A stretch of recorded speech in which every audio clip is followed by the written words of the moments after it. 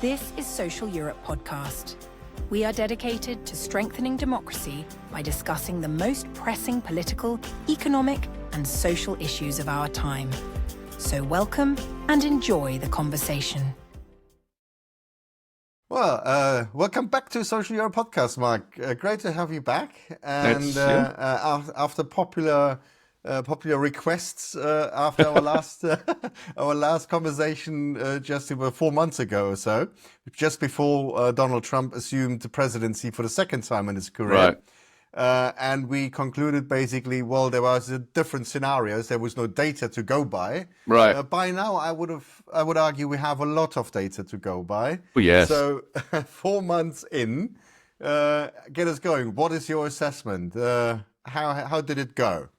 So I think we have to, first of all, calibrate our expectations on what we think we know and what we don't know. And here's how I like to think about this. If you went to the White House in 1933, Roosevelt was talking about balancing the budget. If you went there in 1934, the most frequent foreign visitor to the White House was Benito Mussolini's son, because they were studying the Italian industrial cartels, which became the basis of the 1935 NIRA. When the Schechter-Poulter decision came down and made the NRA illegal, they had already figured out it wasn't going to work.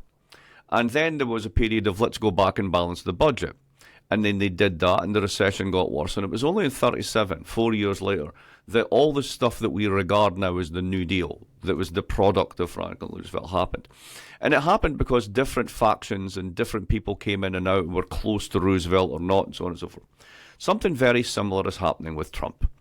So is there a set of, if not policies, then at least ideas? Yes, MAGA. But what does MAGA actually mean? I think, and I would distill it this way, it's to rebuild the economy of the 1950s, the social world of the 1940s, and the foreign policy world of the 19th century. And we can get into each of those things. Now, why do I say this? Because there are different factions around Trump. On the one hand, you've got Steve Bannon and the National Conservatives. What is it they want? They want reshoring, manufacturing, and end to immigration, and sort of to rebuild the economy of the 50s. Then you've got your surviving establishment Republicans who have kissed the ring. Think Marco Rubio. What do they want? Be mean to China, and they want tax cuts. Then you've got your tech lords and associated hangers-on from that direction. What do they want? Don't be mean to China, because we rely on it for supply chains. But essentially go mad on woke stuff. Don't go mad on green stuff. The National Conservatives don't like the green stuff, right? So there's this whole way in which they can kind of compromise on certain issues, but then things blow up, people fall out, there's a great deal of turmoil. Who knows how long Scott Bessent will last in his role, basically steering the economic ship. So first of all, there's a great deal of chaos. Secondly, what is the long-term track, to go back to that 50s, 40s, 19th century analogy? Well, none of us had Greenland or Canada on our bingo cards. But if you think about it from the point of view of a very McKinley-esque notion of foreign policy, which seems to be the model, where McKinley was the guy who basically opened up the negotiations for the Panama Canal. He was the guy who put punitive tariffs on Canada to try to get it into the United States, right? He made gestures towards Greenland. Who do they like? Who do they like further south? They like Bolsonaro. They like Milei. So you can imagine a world in which we basically do spheres of influence, which seems to be very much the way these folks think about it. An end to entanglements, an end to foreign interventions, again, an end to forever wars, all of which is very popular with their voting base, because it's their sons and daughters that come home with missing limbs. It's not the top 20% that go to fancy universities, right? So all of this stuff has real resonance. And it's an imaginary whereby you do a deal with China. They get to run that bit of the world alongside of India and figure that out. We're not directly involved. What about Europe? They're on their own. They're thrown back on the 19th century balance of power vis-a-vis Russia, and it's their problem to sort out. And we kind of have this hemispheric economy, which runs from Greenland all the way down. It's carbon-based because the business models of Republican states are very carbon-heavy, which is why the green stuff is so contested over here. And we'll build behind tariffs, we'll sort of reindustrialize on a carbon basis. And that's very much the imagination. How do you do that for the industry? Well, you make things super expensive, and eventually companies have to come here and make things. Well, any normal person would think about this. Well, you would need an industrial policy, which would need an expanded role for the state, etc. Instead of which, they spent 4 months kneecapping the state with Doge. What else would you need to do? You need to expand and rework your training institutions for all the skills that you've lost over the past 20 years and the new ones you need. Instead of which, we're basically out to get the universities and cut their funding, in part because the tech lords want the university funding. That's basically what, because they're overextended on AI. Happy to get into that. So you've got this like imaginary of putting back together a 1950s economy, and you're going to throw out 12 million people and end visas and all this. And what do you want to do that for? Because then the price of labour will go through the roof. How will companies pay for that? They'll pay for it with productivity enhancements. We'll get back to the Trente Glorieuses, right, of that kind of closed economy where you get this virtuous circle between high wages and high productivity, etc. But you're going to run out of people. The demography is terrible. You're throwing out your immigrants. How are you going to do that? And that's the social policies. Basically, women are excluded from the labour market. We go back to a male breadwinner model, and they're meant to have more babies. Now, I really think that's the imaginary. This is what I've seen over the past 4 months. Happy to elaborate on any of it. Some of it is based in reality, global imbalances, so on and so forth. But the ability to pull all this off and actually make it happen, I think, is pretty much zero. Absolutely. And coming back to the question of Canada and Greenland, I've been wondering, isn't the solution very, very simple? If he were to ingest Canada and Greenland, it would make the United States the biggest country on the planet. That's it. Yeah. He'd like to be the biggest country. Yeah, and there's that. But again, don't sort of like, to use a Bushism, don't misunderestimate him. Because it's not just about, I just want it to be big, right? It's not just that. If you think about Greenland, you basically control the waterways of a melting polar gap, right? So there's a strategic play there. The weird thing about Canada is actually the United States economy. Adam Tooze had a really nice post on this where he did this map where you look at the actual demography of where people live in the United States, and everybody lives in the first third. And it's true in Canada as well. It's like if you were a space alien and you came down and you looked at population, you would figure there's a big country on the east coast of the United States of America and Canada. And then there's nothing either in America or Canada. And then there's stuff again on the coasts. And the trade barriers between Canadian provinces are higher than the trade barriers between Canada and other countries and Canada and the United States. So there is a way in which this is tapping into something like, the exceptionalism of Alberta, the oil province that actually 20% of people want to join the United States, all this sort of stuff. So there's something more going on than just this. The weird thing is Canada's kind of wholly owned, sorry Canadians, but you are a wholly owned subsidiary of the United States. And if you need a rare earth mine, the Canadians will go find one in the Yukon, open it up in 5 years and get it running in 7. You don't actually need to own them. That's already part of the deal. So why you need to do this persistent bullying, which is obviously going to backfire, that's the bit I don't understand. They're already de facto yours. You don't need to make it de jure. That's what he wants, right? So I think it's very simple. You look at the map. You would have one landmass from the Mexican border all the way to the Arctic Sea. Oh, and also, no. If you get Bolsonaro and Milei running the satraps in Latin America, you can control the whole damn thing. Well, absolutely. And the three, and what we also see playing out, I think, is the three kind of different groups around Trump that you described, right? They have very much, in many areas, conflicting interests. And very conflicting interests. One way or the other. So, maybe at least part of the explanation, I think, is that, depending on which group has its ear at any given time, where the wind is basically blowing. How do you see that? Look, the tariffs, there was a clear case for the tariff, and it seems to be backpedaling now because he's found out that it's not the I don't think they're backpedaling. No, I don't think they're backpedaling. Look, The markets rallied yesterday because we have a 30% tariff on China and a 10% on the rest of the world. Imagine that nothing had happened for 4 months and he just launched that overnight. The markets would have tanked. So what's happening is we're mean reverting to a new position, one where tariffs are part of the game. Now, why would you want a 30% tariff on China in particular and 10%, which could be moved up depending on who pisses them off next week against the rest of the world? Well, partly it's revenue. Some estimates are saying 300 billion per year, etc., etc. But it's really the reindustrialization strategy, right? Essentially, they want to make things super expensive. People should pay attention to the executive order that was done on pharma. Right, basically saying you need to get your ass home. All those tax advantages you've got by doing inversions in Ireland, manufacturing in Europe much cheaper, and then sending it to us and spending it on us paying much more money. That's over, right? If you really enforce that, Big Pharma's business model is over unless they come home, because the United States is the biggest market. Right, that's it. So there's serious stuff that's in play here, and because the tariffs are up and down all over the place, and 1 minute it's a gun on the table, it's a bargaining chip. It's this guy. If it's a bargaining chip, what it means is this guy's actually a radical free trader who saw pretty minimal tariffs in the world and was so upset by them, he put them up to 154 so he can get them to zero. That doesn't sound right to me, does it? So he basically blows them up to over 100%, just to get sweetheart deals or whatever, kickbacks. Overton window. This is the classic right-wing policy, right? You start saying things like, well, it's going to be hard to not have immigrants. Maybe we should think about employing children again. And then this has happened in Florida. And all the liberals go, ah! And then what you do is you get exactly what you wanted in the first place, because you've lost your mind by looking over here with the dog had a waggy tail. This is what he does all the time. So he's kicking the Overton window open just to be bang in the middle afterwards at the when exactly.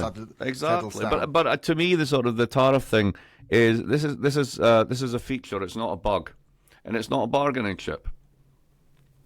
But is the strategy of the reshoring, reindustrialization, will that actually work? Because, I mean, the investment climate in the US is such that nobody in their right mind would, in the current circumstances, invest heavily for the long term in the United States, given that the policy environment is so volatile.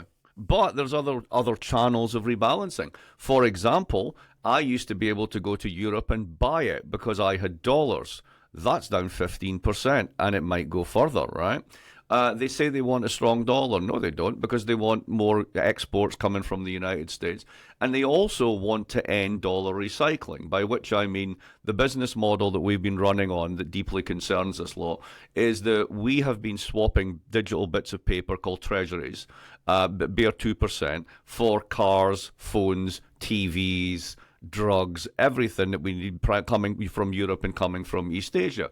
And the problem with this is that when you do that for a long time, you stop making the stuff yourself. The pandemic was a wake-up call to that. And ultimately, they want to bring that back. Now, if you want to do that, then you can have a weaker dollar. That also makes dollar assets less attractive.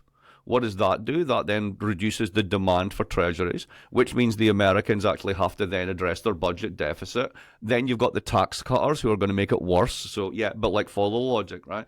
There are other channels of rebalancing. You don't just have to do it through, we will reindustrialize because of high tariffs. Those high tariffs are part of the reason that Germany is going to spend $1 trillion.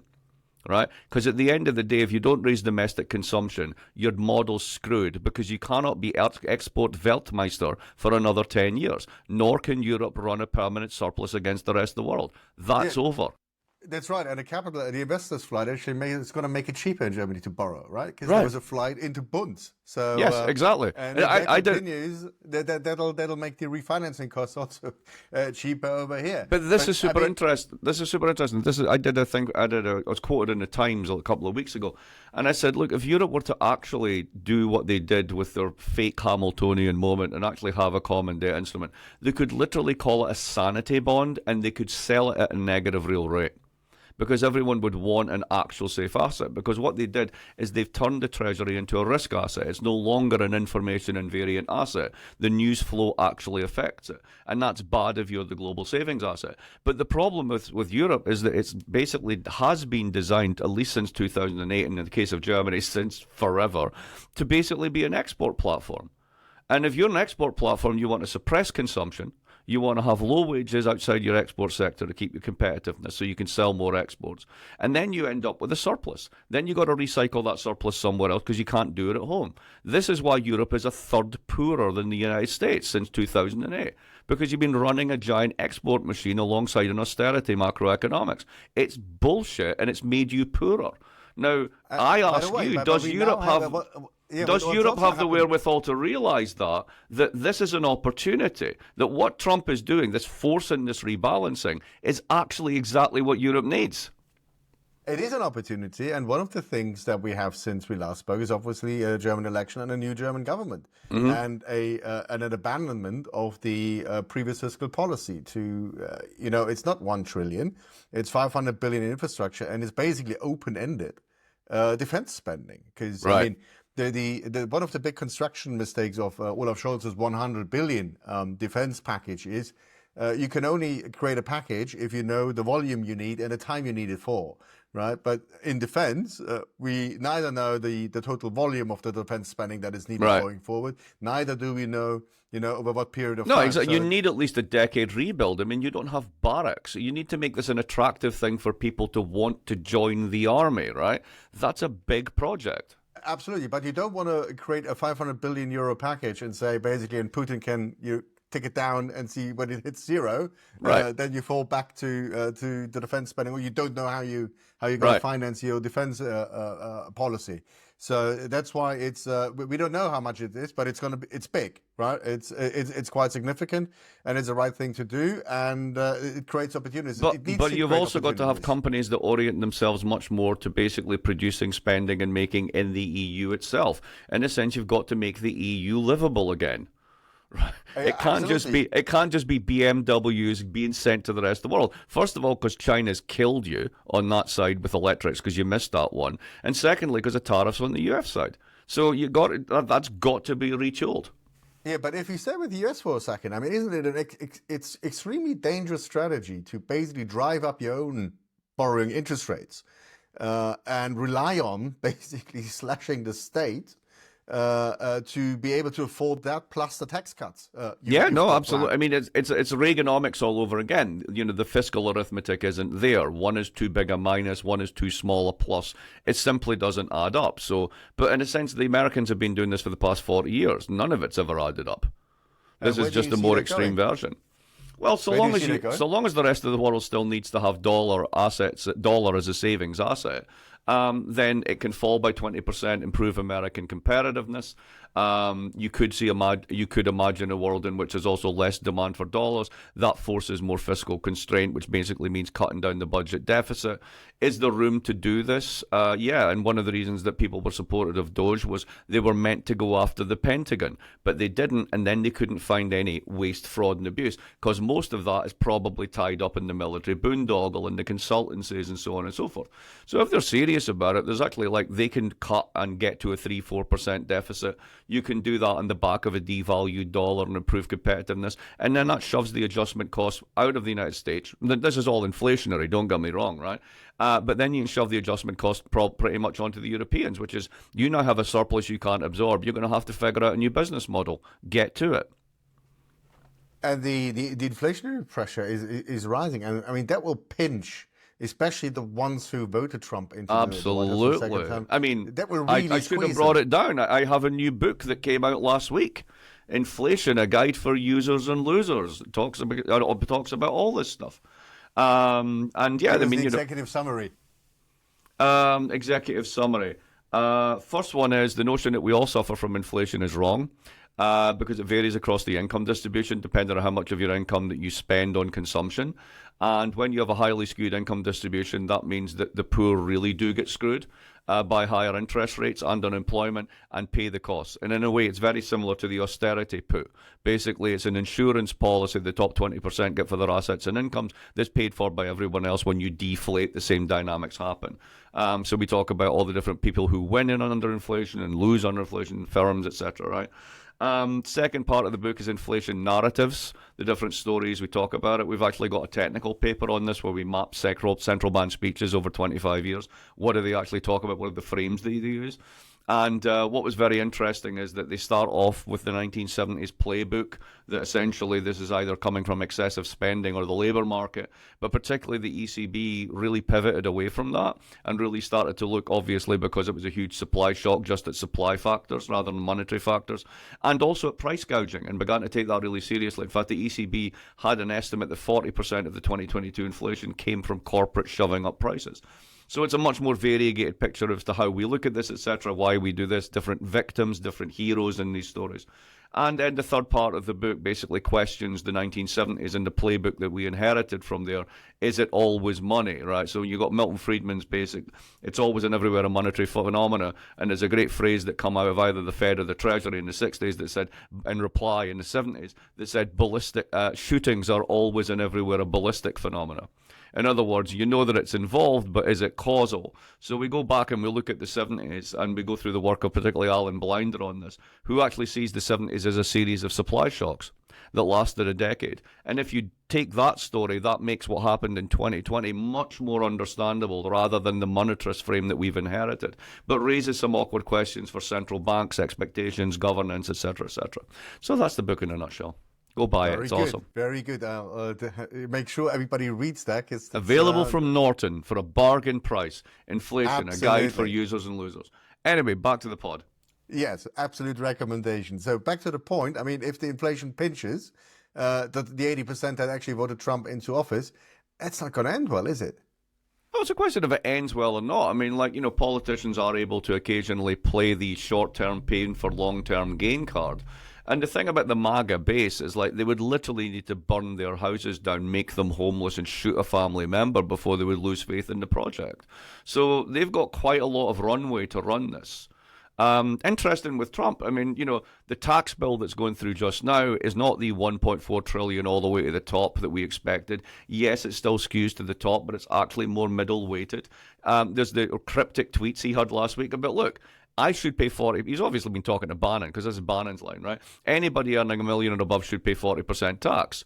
Because what they've done is they've turned the Republican Party into a working class party. So they're actually able to say things that are literally coming out of the mouth of AOC and Bernie, but nobody else in the Democratic Party will say.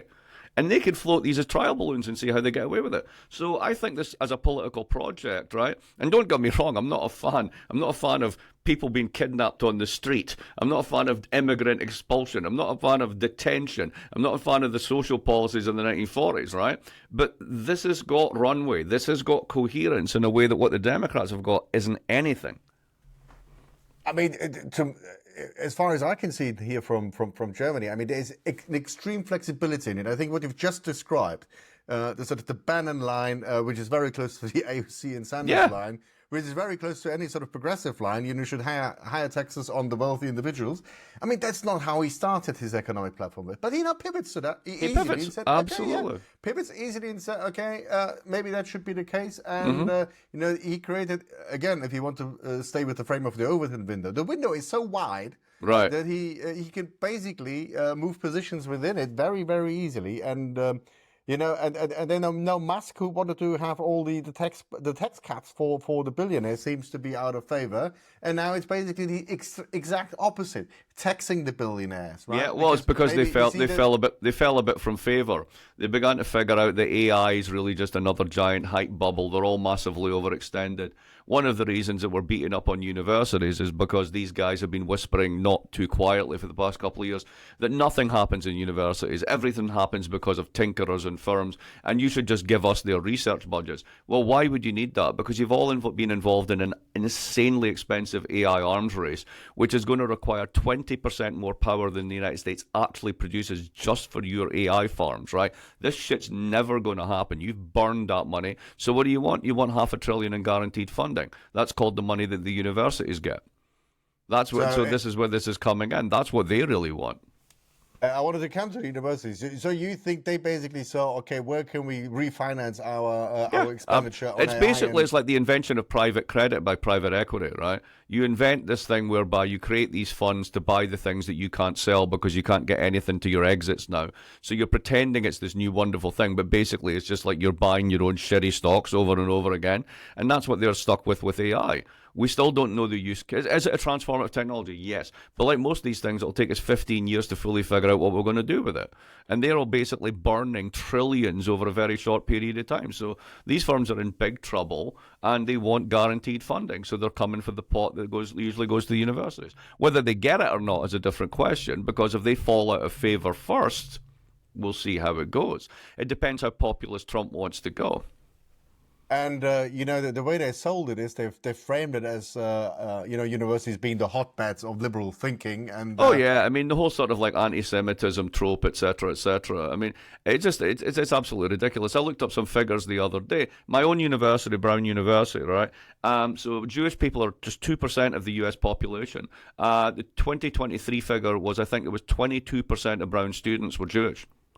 So if this is a hotbed of anti-Semitism, that's a very weird place then, because it's massively overrepresented.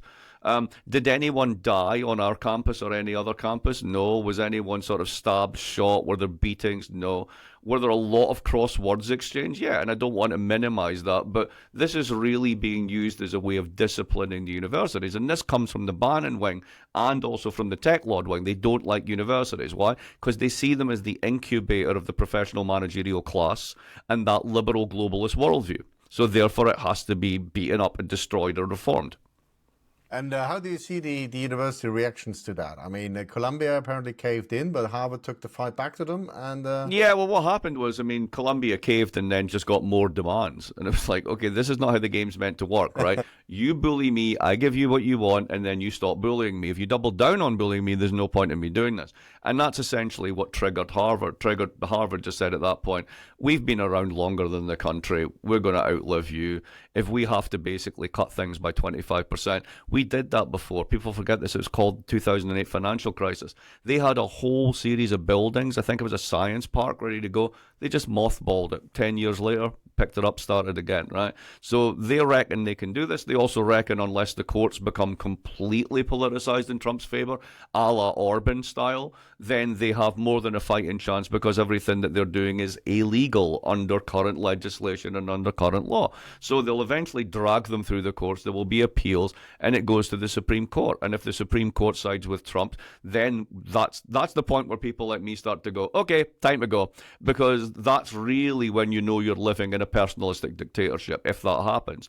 But I think Harvard's betting that's not the case, and I think most people are betting that's not the case, that these sort of institutions are robust enough and have not been undermined enough, and we're going to be there. But we will see. This is ultimately the test case. Yeah, I mean, that gets us to the, I think, absolutely critical point about the stability of the political system, right? Right. At least from sort of a European angle, it looks like the constitutional setup is under severe strain. I mean, the court rulings appear to be ignored in some cases, deportations and the like, for instance, right? Yep. So the opposition, political opposition, seems to be not on the pitch. Mm-hmm. So it looks like there's some sort of popular resistance building slowly but surely, but there is no, at least from what I can view from here, sort of political leadership from the Democrats. I mean, Gavin Newsom from California is trying to fight back in the courts. But what is your assessment about the stability or the threat to the political system and the Constitution, right, and the politics within the system? Is there some sort of realignment of the Democrats on the way? So I think the Democrats are both sort of stuck between the rock and the hard place, and also lacking imagination, which is not new. What's the rock and the hard place? The rock and the hard place is something that's also happened in Europe, and it accounts for a large part of the rise in populism in Europe, is that mass immigration happened to these societies over the previous decade, to the point that you've got, in the British case, I think it's 2.5 extra million people have arrived in the country. Maybe it's an even higher number than that. And these have transformed neighbourhoods where people like us never go, in cities where people like us never go. And it's created a great deal of conflictual politics about this. And the United States is no different.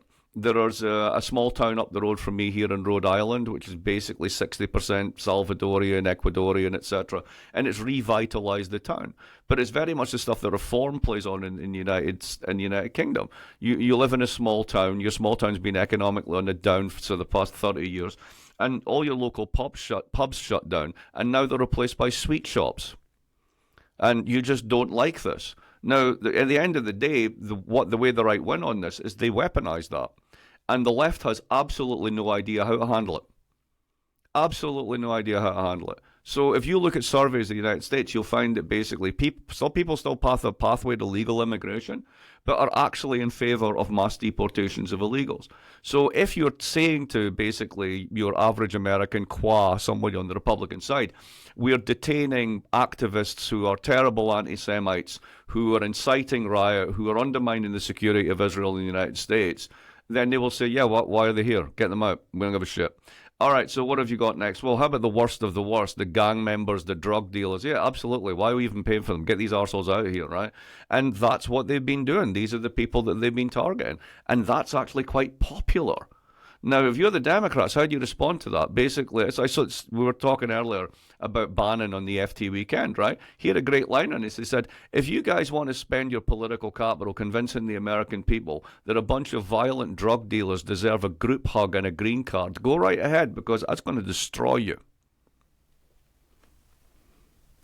I mean, the immigration issue is from what I can see, slightly different in different countries. I mean, if you go to the UK, oh, of course, yeah, they're talking about immigration and and full stop, and about what they said. So the high street is different, and so on and so forth. In Germany, for instance, it's a more difficult debate or differentiated debate. I think, as far as I can see here, the discussion is more about asylum seekers. So the issue of freedom of movement within the European Union or immigration into the labour market is a non-issue here. Right? So nobody's really against it. What people feel uncomfortable with is the notion that you don't control the borders. You have no idea, who comes in. And once you identify somebody who needs to leave, you have no means to get him or her out. Right. So it's the idea of a loss of control. But there's also something else going on. I mean, we've all seen the electoral map where essentially the AfD just maps the borders of East Germany. Because there's a feeling amongst that, and this is my family in Germany, and they'll literally say this, is that they were already violated by everything from the Treuhand right the way through the transition. They were replaced in their elite jobs. All of their institutions were abolished. They were swept to the side and replaced by a bunch of Wesses. And now they see basically foreigners coming in and double replacing them. So this is more than just those technical issues. This is a question of identity. Right? What was resonant with one of the AfD ones was being German is more than whether you have the right papers. Right? And the left has no way of talking about it because we have no conception of identity, personhood, or anything like that. We can't talk about it. I agree with that. I mean, but in east of Germany, I mean, in these places where the AfD is strongest, there are very few foreigners. Absolutely. Yeah. It's basically an idea. What would be this? A very powerful idea. It's a very powerful idea, but what's also specific about the East, for instance, if you compare the industrial transformation story, for instance, in the West, the Ruhrgebiet or the Saarland, where I'm from, and the East, there's one big distinction. When the Treuhand and the privatization after unification started, all the social institutions were linked to the firms. Yes. Right? So Turbine, the sports clubs, absolutely.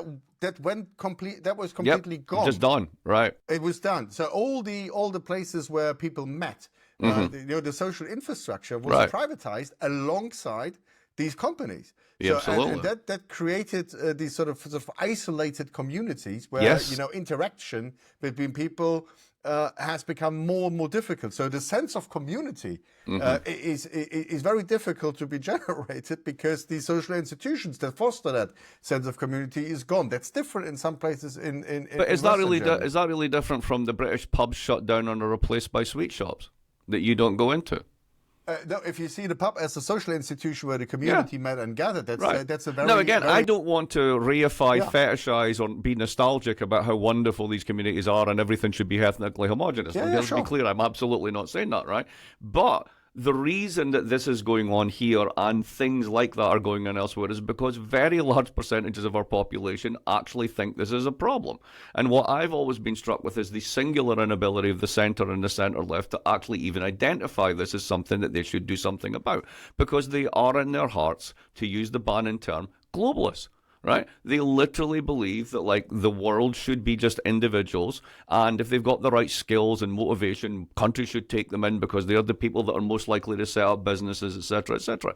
And that just jars against what is an increasingly stressful and uncertain environment for domestic working classes and middle classes, and that is weaponized and basically presented as a threat to mobilize them, and that's become the substance of politics.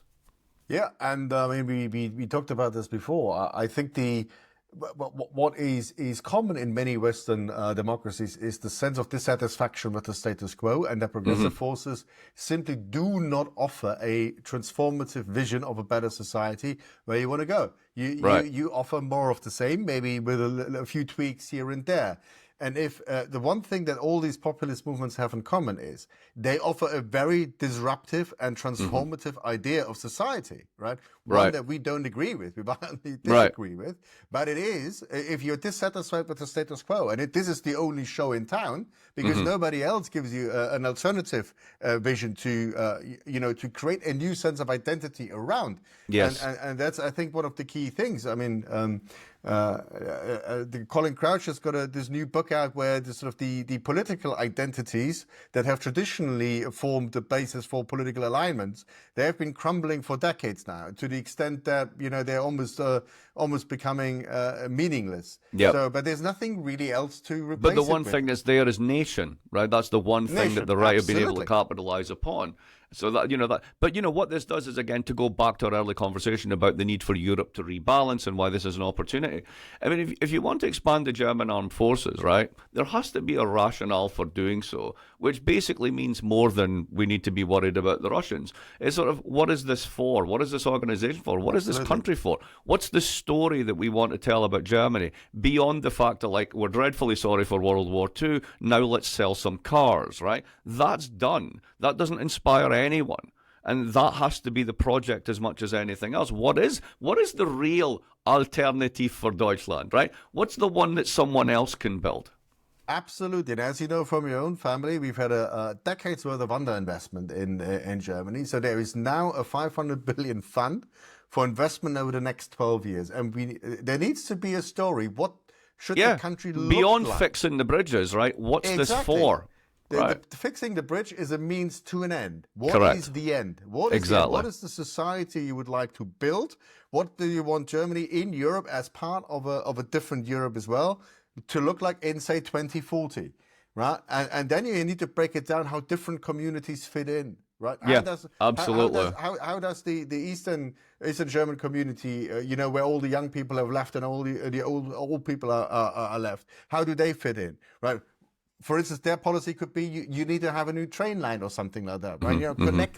Connect the regions. In other places, it's a story about industrial transformation, say in the Saarland and the Ruhrgebiet, right? And the cities is a different story.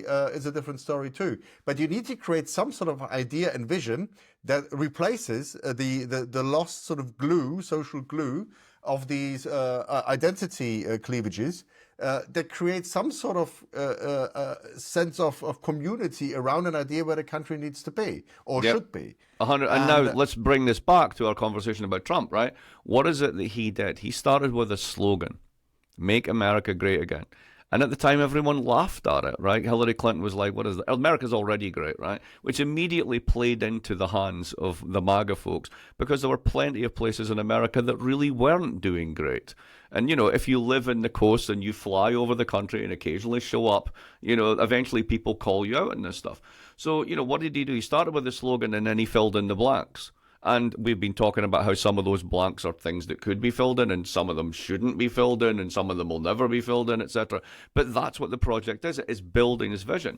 I think what was fascinating about that conversation with Bannon, and just so people know what we're talking about, there's a Financial Times weekend thing where they do basically a summit for one day and they bring in speakers and do panels and stuff. It was in Washington, D.C. I went down because I wanted to basically listen to Bannon.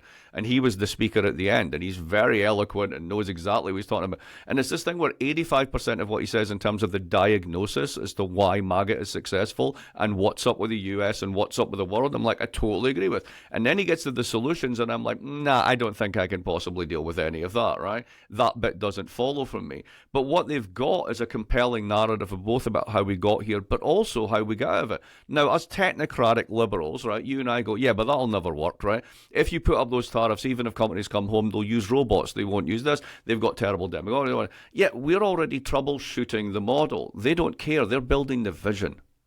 That's what really matters, right? Absolutely. So unless our side starts to build the vision and cares less about the practicalities and worries about it when you start to have to do it, they're just going to continue to eat our lunch.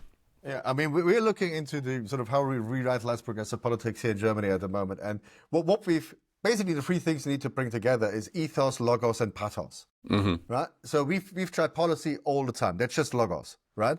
But no ethos, we have no values, we don't stand for anything, and pathos. You need a narrative, you need a story, you need the vision to get people there. You need the policy agenda to make it real, right? So that's why, one of my recommendations is use that 500 billion euro tool. That's very real. That's a policy, a plethora of policy instrument wrapped into one, right?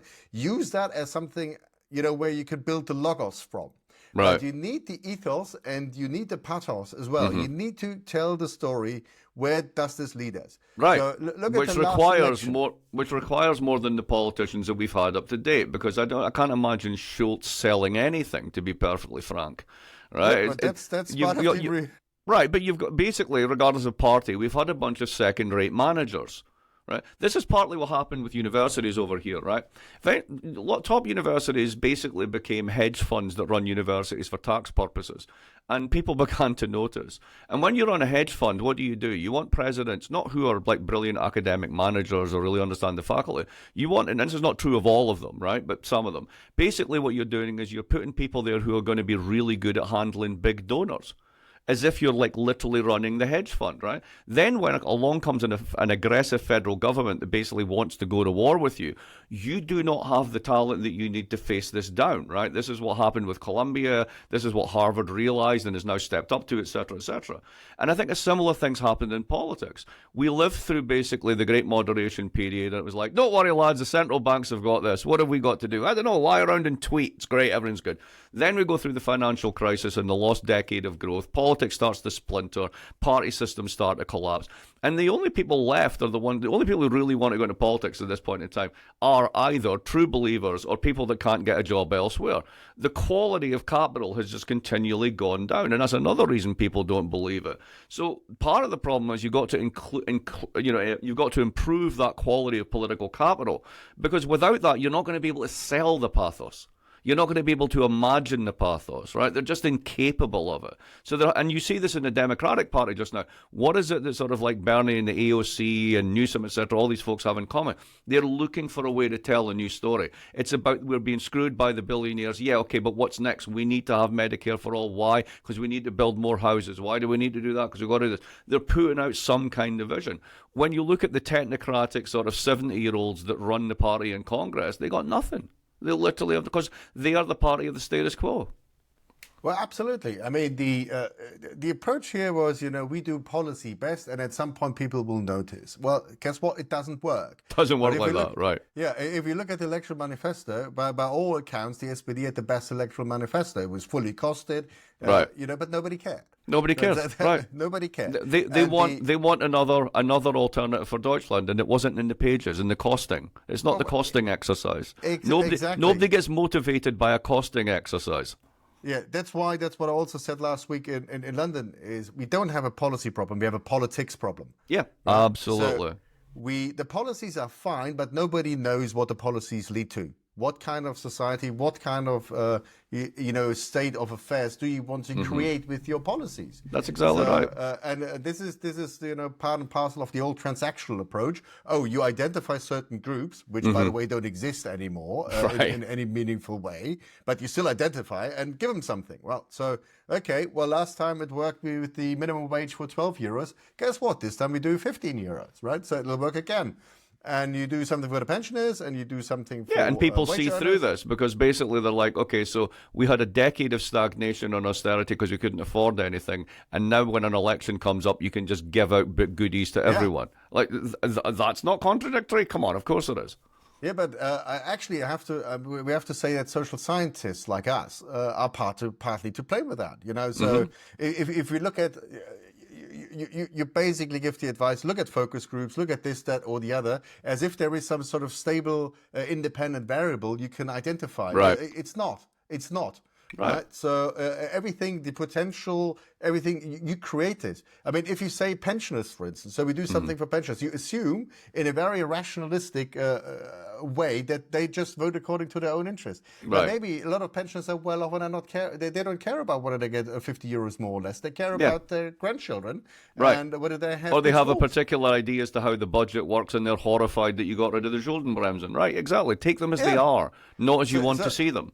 Absolutely. So it makes no sense at all anymore to try to satisfy certain needs for certain perceived groups. So the strength of the politics needs to come out of an idea, and I think that's the core what the populists have understood. They provided the ideas, and That's exactly the right. progressive forces have not provided any ideas so far. So to turn it back to Europe then, from my vantage in the United States, right? Yes, we're going through all this turmoil, etc. We're upsetting the apple cart. We're destroying globalization, and yes, because they want to do it, and it's not just vandalism. They have a vision. The vision may be wrong. It may be unattainable, but it's about the vision, right?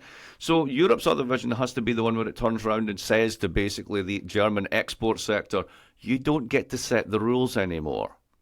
This can't be the thing that drives the economy anymore. And we can't just have a country that's essentially just sort of like Deutschland AG. That's not it anymore. Nobody's getting out of bed for this. Nobody's going to volunteer for the military for this. There has to be something else. And it can't just be boot out the foreigners and have a country for white people. We tried that. It ended really badly. So what are we going to do? So again, it's about reconfiguring those interest groups.